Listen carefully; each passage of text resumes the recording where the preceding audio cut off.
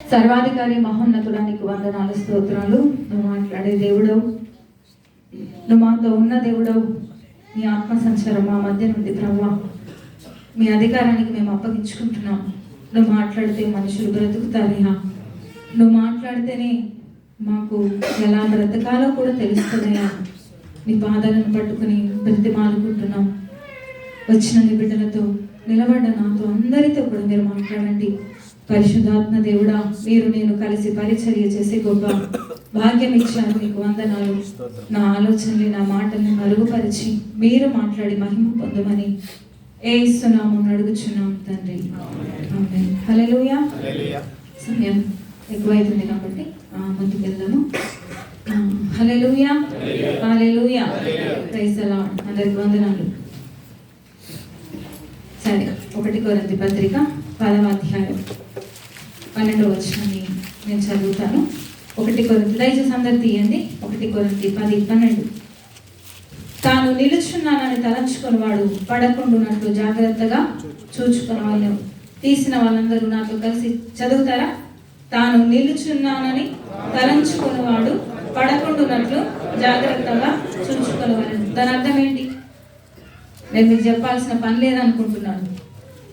తాను నిలుచున్నానని అనుకున్నటువంటి వాడు ఏం చేయాలట?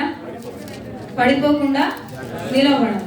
ఇవాళ నా టాపిక్ అది. హల్లెలూయా, హల్లెలూయా. చాలాసార్లు మనం ఎక్కడి నుంచి వచ్చామో అక్కడికే వెళ్తూ ఉంటాం. ఈ మాట మీకు లాస్ట్కి అర్థమవుతుంది. అదే అపోస్తల కార్యం 3వ అధ్యాయం 1 నుంచి 10 వచనాల్లో మనం చదివితే అక్కడ పుట్టుకతోనే కుంటి వాడైనటువంటి ఒక మనుష్యుడు మనకు కనబడతా ఉంటాడు. వాడు పేతురు యోహాన్లను చూచి, మందిరానికి వెళ్తా ఉంటే పేతురు యోహాన్లను చూచి ఏమన్నాడు? నాకు ఏదైనా సహాయం చేయండి అని ఇవన్నీ తేరి చూస్తూ ఉంటే పేతురు ఏమన్నాడు? మా యొద్ద వెండి బంగారాలు నా దగ్గర లేవు, కానీ నాకు కలిగి ఉన్నదే నేను నీకు ఇస్తున్నాను. యేసుక్రీస్తు నామములో లేచి నిలవబడమన్నాడు. వాడు ఏం చేశాడు? వెంటనే 7-8 వచనాలలో వాడు దిగ్గున లేచి నిలిచి పరిగెత్తి గంతులు వేసి దేవాలయంలోనికి వెళ్ళాడట. హల్లెలూయా. 7-8 వచనాలలో మాటలు మనకు కనబడతా ఉంటాయి. సరే, ఇప్పుడు మీకు అందరికి ఒక ప్రశ్న. వాడు మళ్ళీ ఎప్పుడైనా అక్కడికి వెళ్ళి కూర్చుంటాడంటారా? చెప్పాలి మీరు. వెనకాల వారు కూర్చుంటాడంటారా? నిద్ర వచ్చే వాళ్ళందరూ ఒకసారి స్తోత్రం చెప్దామా? Praise the lord. హల్లెలూయా.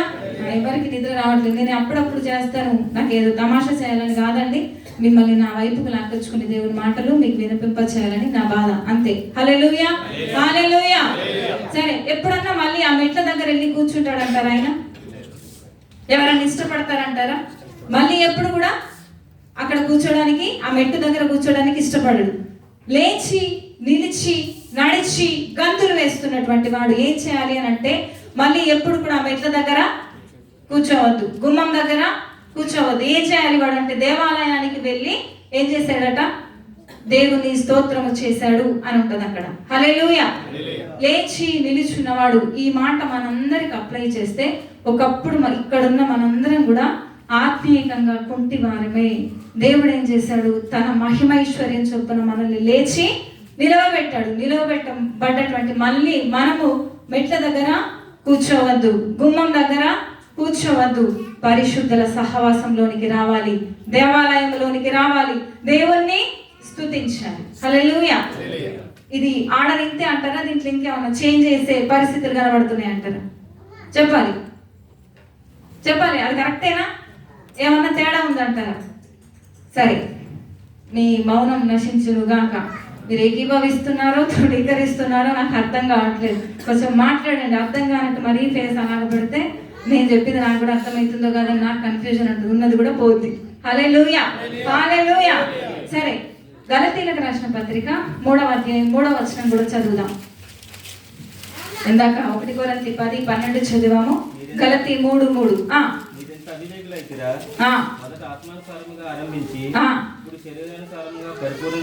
చాలు. హల్లెలూయా. మీరెంత అవివేకులైతిరా, మొదట ఆత్మానుసారముగా ఆరంభించి ఇప్పుడు శరీరానుసారముగా పరిపూర్ణులగుదురా. హల్లెలూయా, హల్లెలూయా. దయచేసి నిద్రపోవద్దండి. నిద్ర మొత్తం ఎవరికన్నా వస్తే లేచి నిలవబడండి, నిద్రను జయించండి, నిద్రకు అప్పగించుకోకండి. దేవుడు మాట్లాడు కేవలం మనకు ఒక 30 నిమిషాల సమయమే ఉంది. ఆ 30 నిమిషాలు కూడా నేను నిద్రపోతానంటే వాక్యం వినకపోతే మన జీవితాల మార్పేమి ఉండదు. కొంతమందిని నేను చూస్తూ ఉన్నాను, పైన కూర్చుంటాను అయ్యగారు వాక్యం చెప్పేటప్పుడు చాలా మంది సెల్ ఫోన్లో ఫోటోలు దిగుతూ ఉన్నారు, రెండోది చాటింగ్ చేస్తూ ఉన్నారు, మూడోది వాట్సాప్ మెసేజ్లు అన్ని చూసుకుంటూ ఉన్నారు. మనుషులు చూడకపోయినా దేవుడు చూడంటారా? మీ పక్కన ఉన్న వాళ్ళు నాకు వచ్చి చెప్తా ఉన్నారు, మీరంతా చూడగా అంత చెప్పగా కూడా ఇలాంటి పనులు చేస్తున్నాయి. ఇలాంటి పనులు బయటనే చేసుకోవచ్చు, చర్చిలో అక్కర్లేదు, చేయడం కాదు అక్కర్లేదు. ఫోటోలు దిగడానికి సమయం ఉంది. నేను ఫోటోలు దిగడానికి వ్యతిరేకమేమీ కాదు. దయచేసి శ్రద్ధగా ఆలకించండి. దేవుడు మాట్లాడే మాట మీద మీరు ఆలకించకపోతే మన హృదయాన్ని దేవుడు తెరవడు. లూదియా హృదయం ముట్టిగా తెరవలేడు ఆయన. పౌలు మాటల మీద లక్ష్యం ఉంచిందంట. హల్లెలూయా. అయితే మన మాట వింటేనే మనకు అర్థమవుతుంది. గలతీయులకు రాసిన పత్రికలో పౌలు రాస్తా ఉన్నాడు, మీరు ఇంత అవివేకులైతిరా అని ఆ మాట చెప్పి, మీరు మీ యాత్రను ఆత్మానుసారంగా ప్రారంభించి శరీరంతో మీరు ముగిస్తారా అని ప్రశ్న అడుగుతున్నాడు. ఈరోజు అదే ప్రశ్న నేను మీకు ఇక్కడ కూర్చున్న మీ అందరిని అడుగుతున్నాను, చెప్తారా ఒకసారి? నిజంగా శరీరంతో ముగిస్తారా, ఆత్మతో ముగిస్తారా? ఆ మాట కూడా రావట్లేదే. ఆ మాట అనడానికి కూడా ధైర్యం సరిపోవట్లేదు మనకు. అంటే ఇప్పటిదాకా బాగున్నాను, రేపు ఏమవుతుందో తెలియదు. నేను చాలాసార్లు నా సెల్ఫ్గా నేను ప్రార్థన చేసుకుంటాను, ప్రభా రేపు ఒకవేళ పడిపోయే పరిస్థితి అయితే ఈ రోజు చంపేయి, నాకు రేపటి జీవితం నాకు అక్కర్లేదు. పడిపోయి నీకు దూరం అయ్యేదానికన్నా ఈ రోజు నీతిగా ఉండి నీ దగ్గరికి రావాలి. హల్లెలూయా. అలాంటి పౌరుషం గల జీవితాలు మన జీవితాల్లో లేకపోతే అసలు మనకి ఏమి కూడా దొరకదు. సరే, ఇదంతా మీకందరికి తెలిసినటువంటి విషయాలే. ఈరోజు నేను ఒక వ్యక్తి కోసం పరిచయం చేయాలని ఇష్టపడతా ఉన్నాను. ఈరోజు దేవుడు మనతో మాట్లాడేటువంటి అంశం ఏంటి అని అంటే, ఒక వ్యక్తి జీవితం దేమా. చెప్తారు ఎవరన్నా? అయ్యో గట్టిగానండి, మీరు అన్నిట్లలో పొదుపే, మాట్లాడడంలో కూడా ఇంత పొదుపా? యేసు రక్తమే, అయ్యో బాబా అది కూడా పొదుపే. హల్లెలూయా, హల్లెలూయా. సరే, దేమా చెప్తారా అందరూ? మీ పక్కనున్న వాళ్ళకి చెప్తారా? దేమా గురించి తెలుసుకుందాం. ఎవరన్నా విన్నారా దేమా గురించి? చేతులు ఎత్తుతారా విన్నవాళ్ళు? ఇద్దరు, ముగ్గురే చేతులు ఎత్తారు. సరే, నేను ఇది ప్రిపేర్ అయ్యేటప్పుడు కూడా నా తలంపులు ఒక 4 నెలల కింద దేవుడు ఈ తలంపులు ఇస్తే నేను దాన్ని సెర్చ్ చేసుకుంటా రాస్తా ఉన్నాను. సరే, దేమా గురించి మనం ఆలోచన చేస్తే కొలస్సీలకు రాసిన పత్రిక 4వ అధ్యాయం 14వ వచనాన్ని మనం చదివితే, ఒక వ్యక్తి జీవితాన్ని దేవుడు ఎందుకు మన ముందు ఉంచుతాడు అంటే ఆ జీవితాల నుంచి మనం కొన్ని పాఠాలు నేర్చుకోవడానికి కొన్ని జీవితాలను దేవుడు మన ముందు ఉంచుతాడు. దేమా అనేటువంటి ఆయన ఎవరు అని మనం ఆలోచన చేస్తే, దేమా అనే మాటకు అర్థం ఏంటి అంటే ప్రజల అధికారి లేకపోతే ప్రకృతి దేవత అనే అర్థం. మళ్ళీ చెప్తున్నాను, దేమా అనే మాటకు ప్రజల అధికారి లేకపోతే ప్రకృతి దేవత అని అర్థం. ఇతడు తెస్సలోనిక పట్టణం వాడు. పౌలు 3 మిషనరీ జర్నీలు చేశాడు, ప్రయాణాలు చేశాడు. 2వ మిషనరీ ప్రయాణంలో పౌలు చేత పట్టబడ్డటువంటి వ్యక్తి ఈ దేమా. సరే, 4వ అధ్యాయం 14వ వచనంలో మనం చదివితే, లూకాను ప్రియుడైన వైద్యుడును దేమాయు మీకు వందనములు చెప్పుచున్నారు. దేమా ఏం చెప్తున్నాడట? సంఘానికి వందనాలు చెప్తా ఉన్నారు. నేను ఫస్ట్ రాగానే వందనాలు చెప్తాను. ఎంతమంది చెప్పారు? చాలా మందికి వందనాలు చెప్తా అసలు నోట్లకించి కూడా తీయరు. సాక్ష్యాలు చెప్పిన, ఇందాక సాక్ష్యాలు చెప్పిన బిడ్డలందరూ సంఘానికి వందనాలు, అయ్యగారికి వందనాలు అంటే మేమిద్దరం వందనాలు చెప్పాం. మీరు ఎంతమంది చెప్పారు? అంటే అందరు చెప్తేనే, కొంతమంది చెప్తేనే చెప్తారా లేకపోతే చెప్పరా? దేమా క్రీస్తు యేసు చేత పట్టబడ్డ తర్వాత వందనాలు చెప్తా ఉన్నాడు. ఒక సేవకుడు ప్రేయర్కి మీటింగ్కి వెళ్ళాడంటే, వాళ్ళదే బ్రాంచీలు ఉన్నాయి. తను మొన్న చెప్తా ఉంటే తను చెప్పిన సాక్ష్యాన్ని విన్నాను. అదేమా ఆ పాస్టర్ గారు అక్కడికి వెళ్ళి అందరికి వందనాలు చెప్పాడట. ఏదో ఫోన్ వచ్చిందో మరి ఏమైందో తెలియదు. ఒక వ్యక్తికి చూడలేదంట, నవ్వలేదంట. మీ అందరినీ పలకరించాడు, నన్ను ఒక్కనే పలకరించలేదని ఆ రోజు నుంచి చర్చే మానేశాడంట. సరే అని చెప్పి సంఘంలోకి 2-3 పెద్దల్ని పంపిస్తే అందరినీ చూసి నవ్వాడు, నన్ను చూసి నవ్వలేదని మానేశాడంట. అబ్బాయి ఎంత సిల్లీగా ఉందంట అసలు. కొన్నిసార్లు జనాలు ఎలా ఉంటారంటే ఆ చిన్నదాన్ని ఎంత పెద్దగా చేసి సంఘమే మానేశారంట. హల్లెలూయా. ఇదేమో వందనాలు చెప్తా ఉన్నాడు. దయచేసి మనం అందరం వందనాలు చెప్పేటువంటి ఆ బ్యాచ్లో మనము ఉండాలి. ఎవరన్నా కనబడితే హృదయపూర్వకంగా వందనాలు చెప్పండి. ఒక ఆమె పెద్ద ఆవిడ ఉండేది 2019 మన చర్చ్ అయిపోయిన తర్వాత వాళ్ళ చర్చికి వస్తుంది. ఆమె నన్ను చూడగానే అమ్మా నిండా వందనాలు అంటుండే. ఆ మాట ఇప్పటికి నా హృదయంలో వినబడతా ఉంటుంది. నిండా వందనాలు అంటుండే. ఎంత హృదయపూర్వకంగా వందనాలని చెప్తా ఉంటుండే. వందనాలు అనేటువంటి మాటను మనం ధ్యానిస్తే పాత నిబంధనలో చాలా తక్కువ, కానీ కొత్త నిబంధనలో పౌలు రాసినటువంటి ప్రతి పత్రికలో అన్నిట్లలో కూడా ప్రకటన గ్రంథం వరకు మనకు వందనాలు చెప్పడం కనబడతా ఉంటది. అయితే ఈ వందనాలు ఎప్పుడు చెప్పారు అని మనం పాత నిబంధనలో చూస్తే, యోసేపు ఐగుప్తుకు రాజు అయిపోయిన తర్వాత అతని అన్నదమ్ములు వచ్చి ఆయన సింహాసనం మీద కూర్చుండడం చూసి వందనాలు చేసి సాగిలపడ్డారట. హల్లెలూయా. వందనాలు అనేటువంటిది హానరబుల్, గౌరవించేటువంటిది. మనం పలకరించగా వెళ్ళిన జాన్పల్లి అర్థం అడిగాను, మరే హలో అంటే ఏంటిదిరా అన్నాను. హలో అంటే హలోనే మమ్మీ అన్నాడు. హలో అంటే హలోనే మమ్మీ. హలో అంటే అర్థం ఎవరికైనా తెలుసు? ఇక్కడ ఇంటి ఎవరన్నా చెప్తారా? హలో అంటే అర్థం ఏంటి? ఎప్పుడన్నా వచ్చింది అనుమానం? మనకి ఎందుకు వస్తుందిలే ఫోన్ తీయడం, హలో అని మాట్లాడడం. సరే, నా సబ్జెక్ట్ అది కాదు. కానీ వందనాలు అనేటువంటి మాట పాత నిబంధనలో చెప్పాడు. ప్రతి పత్రికలో పౌలు కూడా ఏం చేస్తాడంటే వందనాలు వందనాలు అని చెప్తా ఉన్నాడు. అయితే 2 కొరింథీ పత్రిక 13వ అధ్యాయం 13వ వచనంలో పౌలు చెప్తా ఉంటాడు, అందరి పరిశుద్ధులందరికీ కూడా వందనాలు చెప్పుచున్నాను అంటాడు. 2 కొరింథీ 13:13 పరిశుద్ధులందరూ మీకు వందనములు చెప్పుచున్నారు. పరిశుద్ధులందరూ మీకు వందనములు చెప్పుచున్నారు. చెప్తారు అందరూ? అందరం కలిసి చెప్తామా? పరిశుద్ధులందరూ మీకు చెప్పుచున్నారు. పరిశుద్ధులందరూ. ఇప్పుడు నువ్వు వందనాలు చెప్తలేదంటే చెప్పాలి మీరే, అంతే కదా? నేను చెప్పట్లేదు. ఒకవేళ దయచేసి నన్ను అనుకుంటా, నన్ను క్షమించండి. ఈ బైబిల్ నేను రాయలేదు, పరిశుద్ధాత్మ దేవుడు రాయించాడు. మీ బైబిల్లో కూడా అదే వాక్యము ఉంది. అందుకనే వందనాలు చెప్పాలి. ఈ దేమ పౌలు చేత పట్టబడిన తర్వాత, యేసుక్రీస్తును తెలుసుకున్న తర్వాత సంఘానికి వందనాలు చెప్పేటువంటి అలవాటును కలిగి ఉన్నాడు. ఇంకా మనం చూస్తే 1 కొరింథీ 16వ అధ్యాయం 20-21 వచనంలో కూడా పౌలు కూడా స్వయంగా మాట చెప్తా ఉంటాడు. పౌలను నేను కూడా మీకు వందనాలు చెప్తా ఉన్నాను. 16:20-21 సహోదరులందరూ మీకు వందనములు చెప్పుచున్నారు. పవిత్రమైన ముద్దు పెట్టుకొని మీరు ఒకరికి ఒకరు వందనములు చేసుకొనుడి. పౌలను నేను నా చేతితోనే వందన వచనము వ్రాయించున్నాను. పౌలే చెప్తా ఉన్నాడు వందనాలు మనం ఖచ్చితంగా చెప్పాలి. అన్నకి ఏమంటున్నాడు? మనం వందనాలు చెప్పాలి, దేవునికి కూడా వందనాలు చెప్పాలి, ఒకరికొకరు కూడా. ఎంతమందికి చెప్తున్నారు వందనాలు? దయచేసి అలవాటు చేసుకోండి. ఎవరైనా వచ్చి సాక్ష్యం చెప్పడం, అందరికి వందనాలు అన్నారు అనుకోండి, అలాగే నిశ్చేష్టులు వినకండి. వినలేని పదమేమి కాదు. ఇక్కడ ఉండండి, దయచేసి వాళ్ళు చెప్తున్నప్పుడు స్పందించండి, వాళ్ళకి సంతోషంగా ఉంటుంది. హల్లెలూయా. సరే, దేవ యొక్క జీవితం ఎలా ఉందట?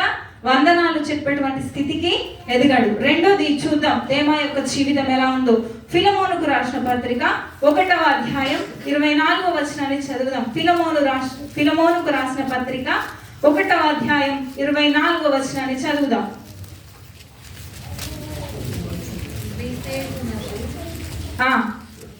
నా తోడి ఖైదీ అయిన ఎపఫ్రా, నా జత పనివారైన మార్కు, అరిస్తార్కు, దేమా, లూకా వందనములు చెప్పుచున్నారు.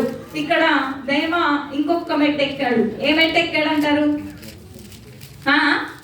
గట్టిగా చెప్పండి. ఎవరు అన్నారు ఇక్కడ? సైమన్. నా జత పనివాడు. ఎవరు అంటున్నారు ఈ మాట? మీరు చెప్పాలి. ఎవరు అంటున్నారు? వెనకాల వారు, నిద్ర వచ్చేవాళ్ళు ఎవరు అంటున్నారు ఈ మాట? అయ్యో అయ్యో దేవానికి వందనాలు. అర్థమవుతుందా నా మాట? పౌలే ఈ మాట చెప్తా ఉన్నాడు. ఏమని చెప్తున్నాడు? దేమాను ఒకవేళ పరిచయం చేయాల్సి వస్తే ఫిలమోనుకు పరిచయం చేస్తున్నాడు. ఏమని? నా జత పనివాడు. జత పనివారని ఎవరిని అంటారు? జత పనివారని ఎవరిని అంటారు? ఇంగ్లీష్ లో అయితే కొలీగా, కొలీగ్స్ కదా.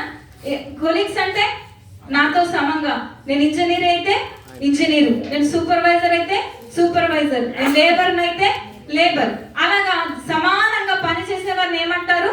జత పనివారు అంటారు. నా జత పనివాడు అని పౌలు చెప్తున్నాడంటే దాని అర్థం చెప్తారా? నా జత పనివాడు అని పౌలే చెప్తే అసలు అది ఎలా ఉంటుందండి? అసలు ఎవరన్నా పాస్టర్ మిమ్మల్ని గురించి నా జత పనివాడు, నాతో సమానంగా పని చేశాడంటే ఎంత గొప్ప అర్హత ఉంటుందంట అసలు. హల్లెలూయా.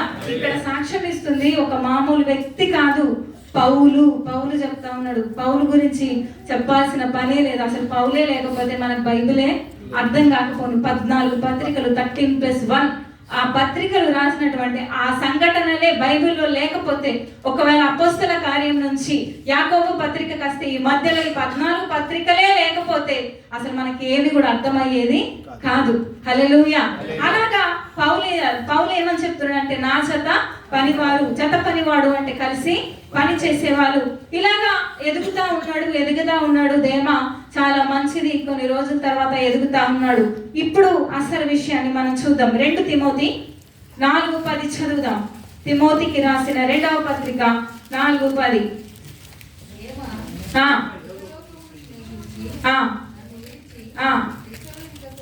చాలు. హల్లెలూయా. మొదటిగా దేమా ఎలా ఉన్నాడు? వందనాలు. రెండోది జత పనివాడు, కొన్ని మెట్లెక్కాడు, చూస్తా ఉన్నాం. మూడోదిగా అంటున్నాడు, పౌలే చెప్తున్నాడు, సాక్షాత్ ఇందాక నా జత పనివాడు అని చెప్పినటువంటి ఆ దేమా గురించి పౌలే చెప్తున్నటువంటి మాట ఏంటో తెలుసా? దేమా ఇహలోకమును స్నేహించి నన్ను విడిచి. 2 వచనాలు చెప్తా ఉన్నాడు. 2 మాటల్ని మనం ధ్యానిద్దాం. దేమా నన్ను విడిచి ఇహలోకమును స్నేహించి. సరే, నన్ను విడిచి అనేటువంటి మాటను మనం కొంచెం సేపు చూస్తే, తిమోతికి రాసినటువంటి ఈ 2వ పత్రిక పౌలు రాసినటువంటి చివరి పత్రిక. మీరు అంటారేమో హెబ్రీలకు రాసిన పత్రిక ఇవన్నీ ఉన్నాయని చెప్పేసి. అయితే ఆడంగా పెట్టిన ఇక్కడ కానీ చివరిగా పౌలు తన జీవితంలో రాసినటువంటి పత్రిక 2వ పత్రిక, తిమోతికి రాసిన 2వ పత్రిక. ఆ జీవిత చివరి సమయంలో మీరు ఆలోచన చేస్తే అపోస్తల కార్యం 28వ అధ్యాయం లాస్ట్ వచనాల్లో చూస్తే, తన అత్త ఇంట కాపురం ఉండి 2 సంవత్సరాలు కూడా పరిచర్య చేశాడు అని పౌలు కోసం రాయబడి ఉంటది. అయితే పౌలు అప్పుడు పని చేసే స్థితిలో లేడు. పౌలు ఎందుకు పని చేయట్లేదు ఆ స్థితిలో అని అంటే, మీకు అందరికీ తెలుసు. 1 కొరింథీ పత్రిక 11వ అధ్యాయం చివరి వచనాలన్నీ చూస్తే విపరీతమైనటువంటి శ్రమలకు, బాధలకు, ఇబ్బందులకు, ఆ కొరడాల చేత కొట్టబడి చలితో, దిగంబరత్వంతో, ఆకలితో ఇవన్నీ శ్రమలు పడ్డాడు. కాబట్టి తను చనిపోయేటువంటి ఆ సమయంలో తనకు చేత కాకుండా అయిపోయింది. తనకు సహాయం కొరకు పంపించు, వాళ్ళని పంపించు, ఇంకా కింద చాలా పేర్లు చెప్తా ఉంటాడు. అయితే ఈ దేమా అనేటువంటి వాడు ఏం చేశాడంటే, నన్ను విడిచి అంటున్నాడు. ఇప్పుడు మిమ్మల్ని ప్రశ్న ఇస్తున్నాను, మీకోసం ప్రార్థన చేసిన సేవకులతో మీరు ఉండొద్దా? కష్ట సమయంలో మీకోసం ప్రార్థన చేసిన మీ సేవల కోసం తన కష్ట సమయంలో మీరు ఉండొద్దా? చెప్పాలి. మీరు గట్టిగా మాట్లాడండి. అది కూడా భయమే. ఉండాలి అంటే ఎక్కడన్నా ఉంటారో అని చెప్పేసి. నిజంగా కొన్నిసార్లు ఎంత బాధ అనిపిస్తుంది అంటే, మేము కలవగానే మీలో చాలా మంది మీ బాధను చెప్పుకోవడానికి మా దగ్గరికి వస్తారు. ఎన్నడన్నా మీలో ఒకరు మీ బాధ ఉందని ఎవరన్నా అడిగారా అండి? కనీసం ఫోన్ చేసి ఏమైనా మెసేజ్ చేశారా అండి? ఎప్పుడన్నా అడిగారా అండి మమ్మల్ని? చెప్పాలి, మాట్లాడాలి మీరు. పౌలు సువార్తను ప్రకటించి తన సువార్త ద్వారా దేమాను కన్నాడు. కంటే తన కష్ట సమయంలో, తన చివరి దినాలలో దేమా లేడు ఆయనతో. దేమా కోసం ఖచ్చితంగా పేరు పెట్టి చెప్తాను. ఇలా పేరు పెట్టి చెప్తే మమ్మల్ని ఊరుకుంటారండి మీరు?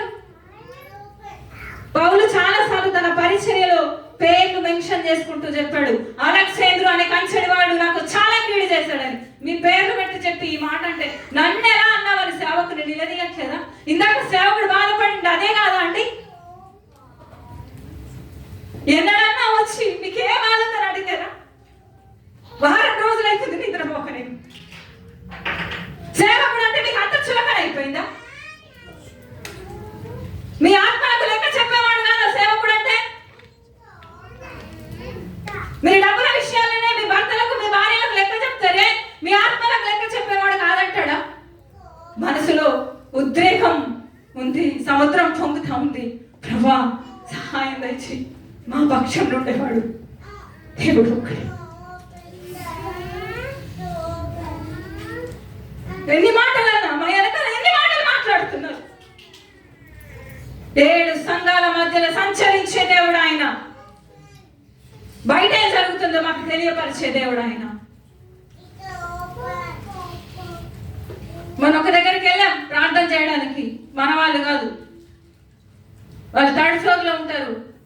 పైకెక్కి బాల్కనీలో నుంచి చూస్తే మన చర్చి పిల్లలే అక్కడ మాట్లాడుతున్నారు, ఆడోళ్ళు మొగోళ్ళు. నేను పేర్లు చెప్పను, ఏరియా కూడా చెప్పను. నేను ఏ కార్లో వెళ్ళారో తెలుసు, ఎవరు మాట్లాడాలో తెలుసు, ఫోటోలు కూడా ఉన్నాయి మా దగ్గర. ఒకవేళ అడిగితే దేమా పౌలును విడిచి వెళ్ళిపోయాడు, సేవకునికి దుఃఖం కలిగించాడండి. సేవకుని కష్ట సమయంలో ఉండొద్దా? ఎవరైనా కొంచెం మంచి మాట్లాడితే వాళ్ళనే చూస్తారు, ఇంకా వాళ్ళే అన్ని మాటలు తెలుసు, గుండెల్లో పెట్టుకుని మీ కొరకు ప్రార్థన చేస్తాను. తెలుసా, దేవుడు మాకు అధికారం ఇచ్చాడు, నువ్వెవరిని శపిస్తావో వాళ్ళని శపిస్తానని, ఎవరిని ఆశీర్వదిస్తావో వాళ్ళని ఆశీర్వదిస్తావని.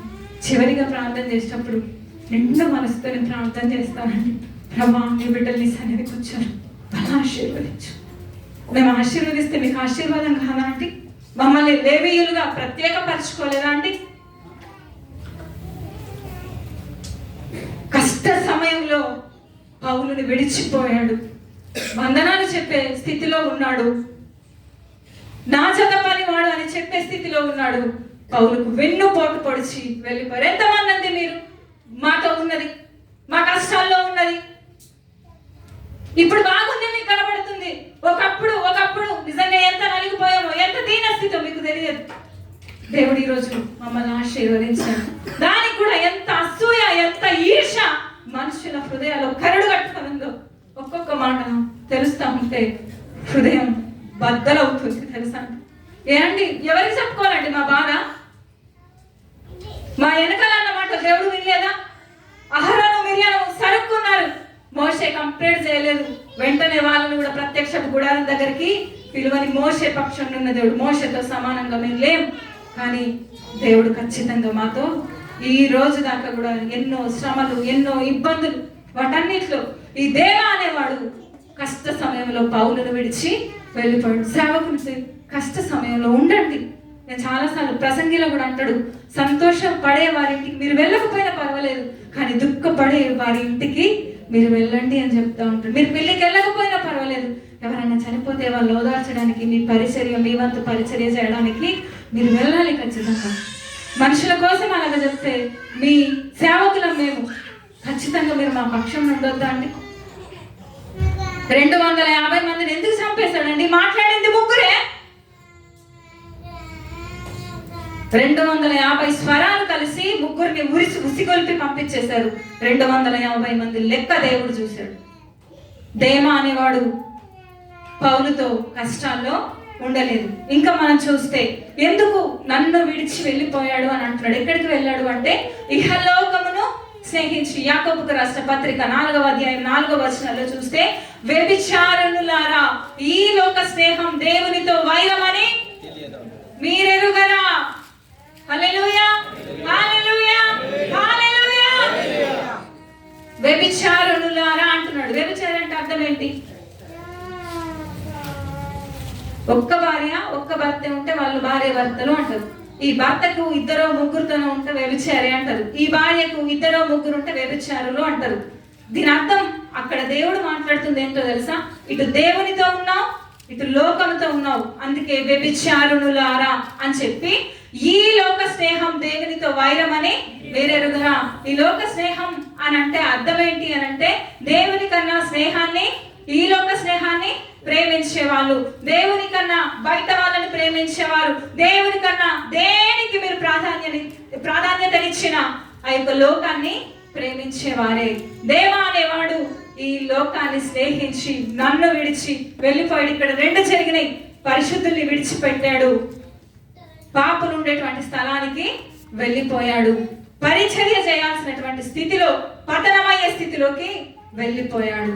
ఈరోజు మన బ్రతుకులు కూడా ఎలా ఉన్నాయి? ఈరోజు సంఘాలలో దేవాలు లేరా? కొంతమంది ఇంటికి వెళ్తే అసలు ఫోన్ కూడా ఉండదండి. మళ్ళీ అవసరం పడితే కాల్ చేసి, అయ్యా నా కోసం ప్రేయర్ చేయండి.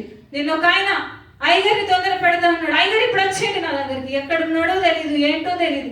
ఇక్కడ ఉన్నప్పుడు ప్రార్థనకు రానా అంటే అసలు రానటువంటి స్థితి. అయినా మేము చేయలేదు. నాన్న నాకు నిన్న అయ్యాల ప్రేయర్స్ ఉన్నాయి, నేను రానని చెప్పేశారు అయ్యారు.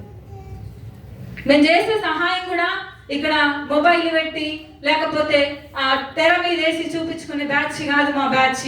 ఆ బ్యాచ్ బోలెడు బయట చాలా మంది ఉన్నారండి. మొన్న క్లినికోలో వర్షం పడ్డప్పుడు క్లినికో పిల్లల్ని తీసుకొచ్చి క్రిస్టల్ ప్లాజా హోటల్లో పెట్టారు కదా. ఆ విషయం ప్రవీణ్ కు తెలుసు, జాన్ పాల్ కు తెలుసు, జోనాథాన్ కు తెలుసు, వీళ్ళందరికీ తెలుసు. మీరు ఒకవేళ వాళ్ళని అడిగితే వాళ్ళు చెప్తారు.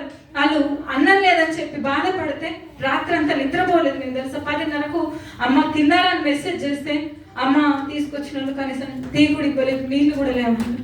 బీపీ పేషెంట్లు ఉన్నారు, షుగర్ పేషెంట్లు ఉన్నారు.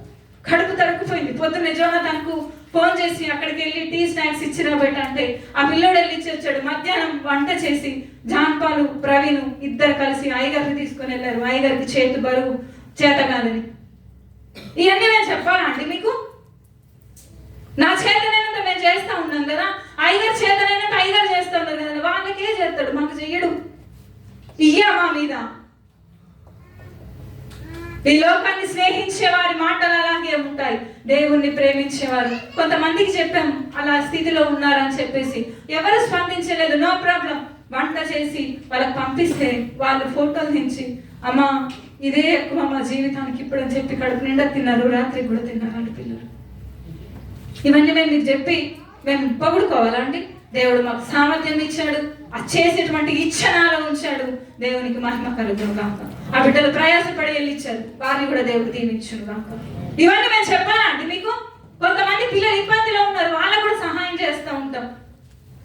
ఎన్ని మాటలు మా మీద అసలు కొట్టాలనుకుంటే కొట్టిండండి. అన్నిటికీ సిద్ధపడే నాగటి మీద చెయ్యి వేసాం. ప్రాణానికి భయపడే ప్రసక్తే లేదు. ఈ రోజు ఎప్పుడు వెనుదిరిగి చూసే ప్రసక్తి లేదు. దేవా అనేవాడు నాగటి మీద చేయేశాడు, వెనక తిరిగి చూశాడు, నాగటి మీద చేయేశాడు. పౌలుకు వీపు చూపించాడు, దేవునికి వీపు చూపించాడు. ఎవరండి అలాగా?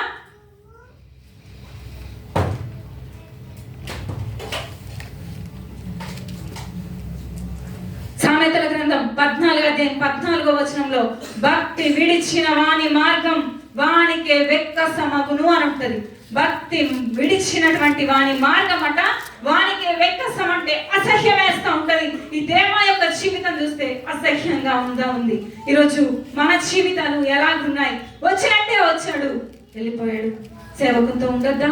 సేవకుని దుఃఖ పెట్టద్దా? రోమీల కష్ట పత్రికలో అనుకుంటాను చివరి వచనాలలో మీ పైన ఉన్నటువంటి నాయకులు దుఃఖముతో ఆ పని చేస్తే మీకేం మంచిది అని అంటాడు. మేము దుఃఖంతో పని చేస్తే మీకేం ఆశీర్వాదం అండి? మీకు తెలీదు వెనకాల జరుగుతున్నటువంటిది.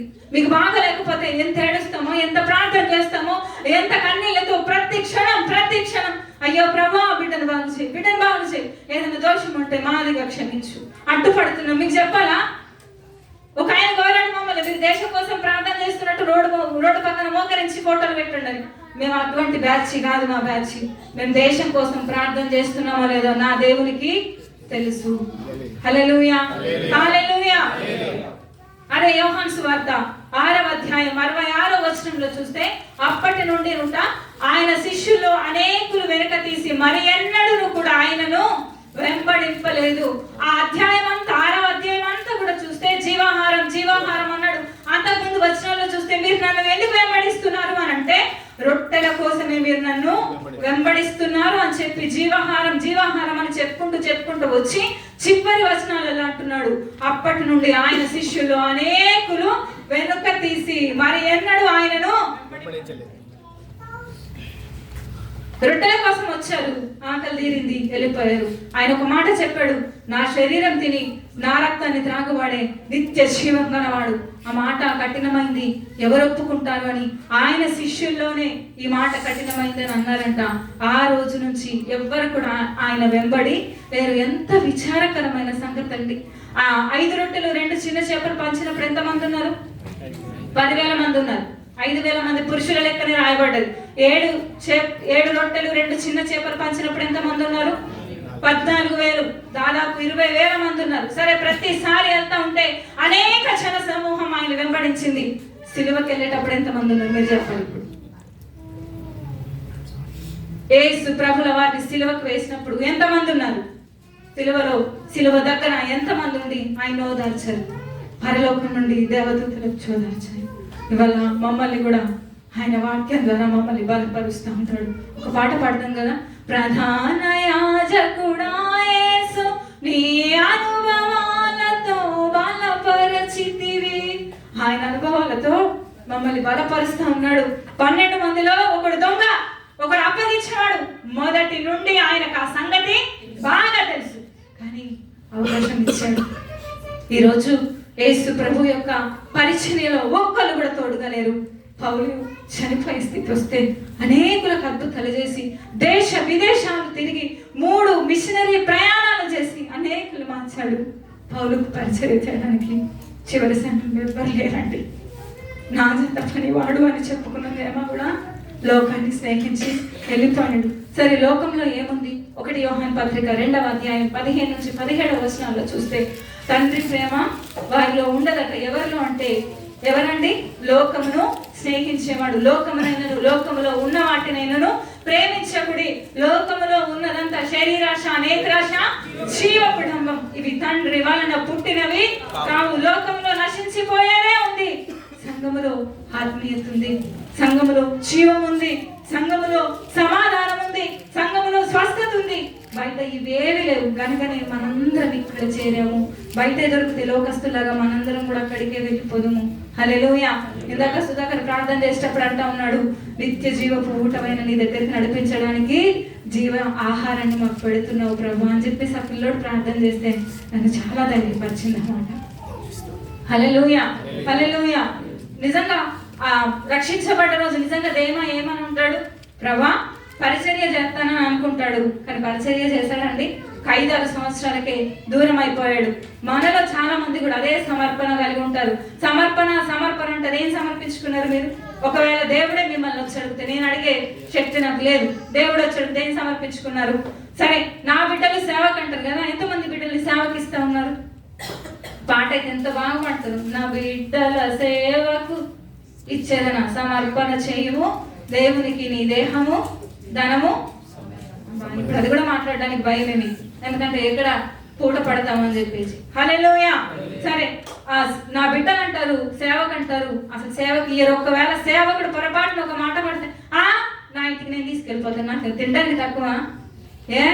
2 రాజుల గ్రంథంలో సేవకుడు వచ్చినప్పుడు మనకు వివరించాడు కదా, సొలొమోన్ పాస్టర్ గారు వచ్చినప్పుడు, నీ జీవము తోడు నిన్ను చిపోరా అన్నాడు.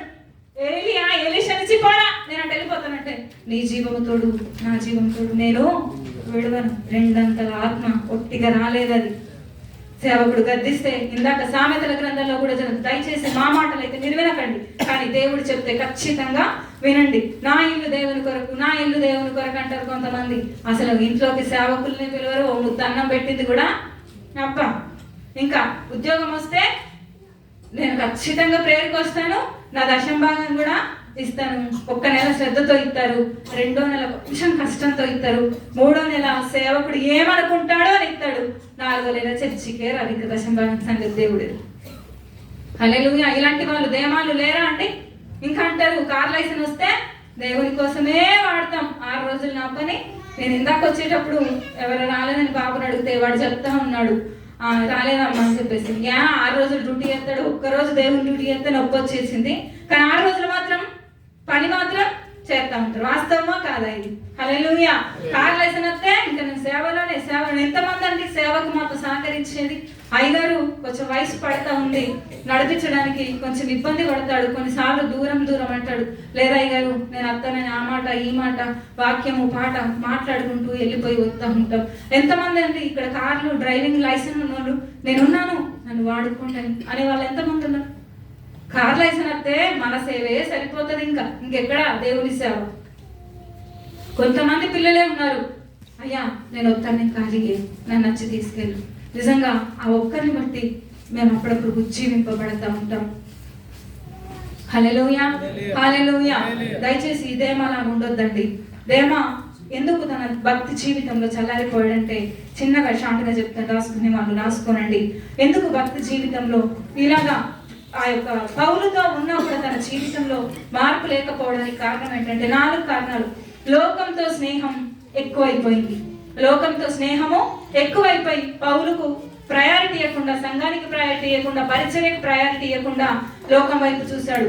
ఆ స్నేహము అధికమైంది. రెండో కారణం మనం చూస్తే ఐహిక విచారాలు, మనకున్నటువంటి సమస్యలు ఇవన్నీ కూడా మనల్ని ముందుకెళ్లకుండా చేస్తా ఉన్నాయి. మూడోదిగా మనం చూస్తే దేవుని సన్నిధిని విడిచిపెట్టడము. ఒక వారం రారు ప్రాంగణకు, ఏదో బలహీనత చెప్తారు. రెండో వారం ఏదో కొంటున్నామని చెప్తారు. మూడో వారం వాళ్ళు వచ్చారని చెప్తారు. నాలుగో వారం డ్యూటీ అంటారు. ఇంకా 5వ వారం నుంచి కననే కొంతమందికి మెసేజ్ చేస్తాడు అయ్యగారు, అసలు రిప్లై ఉండదు. అంటే చెప్పడానికి ఏం లేక ఇంకా మేము అనుకుంటాం అప్పుడు. సరే, 4వదిగా మనం చూస్తే ఇది చాలా సీరియస్ విషయం. పాపం ఎక్కడున్నా కూడా మన శరీరంలో చికిత్స చేసుకోవాలి. పాపం ఎక్కడున్నా మన శరీరంలో వైద్యం చేసుకోవాలి. క్యాన్సర్ తెలుసు కదా మీకు, ఇప్పుడు ఈ మధ్యలో చాలా మందికి వస్తున్నటువంటి వ్యాధి అది. ఆ క్యాన్సర్ అనేటువంటి కణం ఎక్కడున్నా అది క్రమక్రమంగా పెరిగి మనిషిని చంపేస్తూ ఉంటది. పాపం క్యాన్సర్ కన్నా భయంకరమైనటువంటిది. మన హృదయానికి క్యాన్సర్ ఉంటే క్యాన్సర్ ని ఆ హృదయంలో నుంచి తీసేసుకోవాలి, ఆత్మీయ క్యాన్సర్ ని. హల్లెలూయా, హల్లెలూయా. అదే కీర్తనల గ్రంథం 66:18లో చూస్తే, నా హృదయంలో నేను పాపం చేసిన ఎడల నా దేవుడు నా మనవి ఆలకించకపోవును అని అంటాడు. మన హృదయంలో పాపం అనేది ఉండదు. మన శరీరంలో పాపం ఉంటే ఒకవేళ దేవుడు మన మనవిని అంగీకరించడు. హల్లెలూయా. ఇంకో చిన్న మనవి చేస్తాను. చాలా మంది ఎక్కడికి వెళ్తున్నారు, ఏం చేస్తున్నారు అని అంటారు కదా. మన 2020 తర్వాత, కరోనా తర్వాత ఉమల్కోయిన్లో, అల్కోస్లో 2 సంఘాలు మూతపడ్డాయి. మనం సరే, అల్కోస్ సంగతి నేను ఇప్పుడు మాట్లాడట్లేదు, కానీ ఉమల్కోయి సంగతి అడుగుతున్నాను. మీరు ఎంతమంది ఉన్నారు కదా, ఎవరన్నా దాన్ని అడాప్ట్ చేసుకుని నేను అక్కడికి వెళ్తాను అనే వాళ్ళు ఉన్నారండి? ఉన్న దగ్గరనే మా మీద మాటలు మీరు చేసి మాట్లాడండి. చచ్చిపోవాలని చట్టం పెట్టిన వాడు చచ్చిపోయి మాట్లాడాడు యేసుప్రభుల వారు. మీరు చేసి మాట్లాడితే మీ మాట చదువుతుంది. ఎంతమంది పరిచర్యకు సహకరిస్తూ ఉన్నారు. 12 దాకా 1 గంట దాకా మీ డ్యూటీ చేసుకుంటున్నారు. వాళ్ళు వెళ్తున్నారు కదా అని చెప్పి ఊరుకుంటున్నారా? మళ్ళీ మా మీద మాటలు. ప్రవీణ్ మాతో వస్తా ఉన్నాడు, అడగండి ఆయన. ఒక్కోసారి వచ్చేసరికి 11, 12 మంది ఇంట్లోకి వచ్చేసరికి మళ్ళీ వాక్యం సిద్ధపడడం నా పనులు నాకుంటా ఉంటాయి. ఎవరు ఉన్నారండి అసలు మా బాధను అర్థం చేసుకునే వాళ్ళు? గుమ్మల పైన మీద వెళ్ళండి, దాన్ని అడాప్ట్ చేసుకోండి. అయ్యా, నేను ఇంతమందిని నేను తయారు చేశాను, ఆ ప్రాంతం కొరకు నేను ప్రార్థన చేస్తాను. ఎంతమంది ఉన్నారు అన్న కళ్ళు మూసుకుందాం.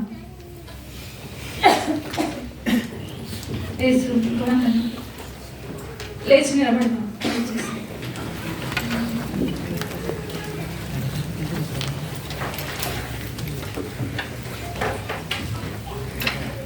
ఒకవేళ దేమావళి నువ్వు ఉన్నావేమో, పౌలు చేత పట్టబడ్డ తర్వాత వందనాలు చెప్పే స్థితికి ఎదిగాడు.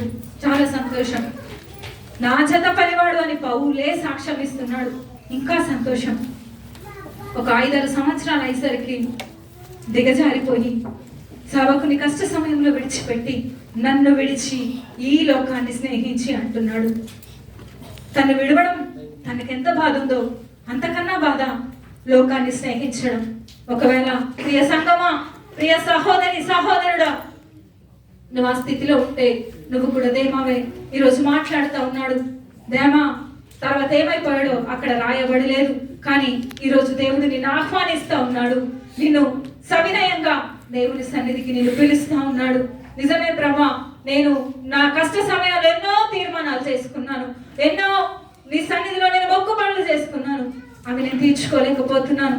అది ఏదైనా దయచేసి నన్ను క్షమించి దేవాలగా నేను ఈ లోకాన్ని స్నేహించి భ్రష్టుడనైపోకుండా తండ్రి నీ సన్నిధిలో ఉండటం నాకు సహాయం చేయని.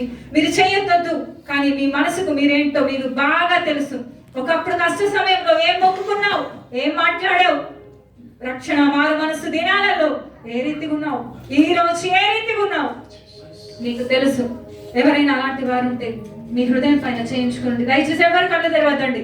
ఎవరు ఉంచుకున్నారు ఎవరేంటి అని కాదు. ఇక్కడ దేవుడు మనల్ని దర్శించే సమయం. ఒకవేళ ఆ దేవా నువ్వే అయితే ఖచ్చితంగా దేవుడు సహాయం చేస్తాడు. దేవుడు మళ్ళీ తన పరిచర్యలోకి నేను ఆహ్వానిస్తా ఉన్నాడు. పరిశుద్ధుడ మహోన్నతుడా నీకు వందనాలు అయ్యా.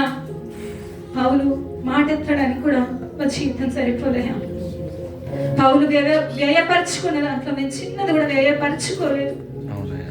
కానీ జీవితంలో తండ్రి తాను నిలుచున్నానని అనుకున్నవాడు పడిపోకుండా చూడాలని మీరు మొట్టమొదటిగా మీ యొక్క ఆత్మను శరీరానుసారంగా ఆత్మానుసారంగా ప్రారంభించి శరీరంతో ముగింతురాని పౌలు అడుగుతా ఉన్నాడు. దేవా, జీవితాన్ని మా ముందుంచావు ప్రభువా. దేవా అనేవాడు పౌలు చేత పట్టబడ్డాడు. తండ్రి, వందనాలు చెప్పే స్థితికి ఎదిగాడు. సంఘంలో సభ్యులందరికీ తెలుసు ప్రభువా. తండ్రి, నా చేత పనివాడు అంటున్నాడు. నిజంగా పౌలు యొక్క పరిచర్యలో పాలి భాగస్తుడు ఎంత గొప్ప భాగ్యం. కానీ 5 సంవత్సరాలలో తన జీవితాన్ని నిలబెట్టుకోలేకపోయాడు. యేసయ్యా, తండ్రి, నీ బిడ్డలు అలా ఉండకుండా సహాయం దయచేయండి. ఎక్కడి నుంచి వచ్చారో మళ్ళీ అక్కడికి తిరిగి వెళ్ళిపోకుండా సహాయం దయచేయండి అయ్యా. కుంటివాడు లేచి నిలిచి నడిచి గంతులు వేస్తూ నేను మాయమపరిచాడు ప్రభా. ఆ రీతిగానే మా జీవితాలు ఉండడానికి మీరు సహాయం దయచేయండి అయ్యా. నీకే వందనాలు స్తోత్రాలు చెల్లిస్తూ విత్తన వాక్యాన్ని మా అందరి హృదయంలో నీరు కట్టి ఫలింపచేయమని యేసు నామమున అడుగుచున్నాం తండ్రి.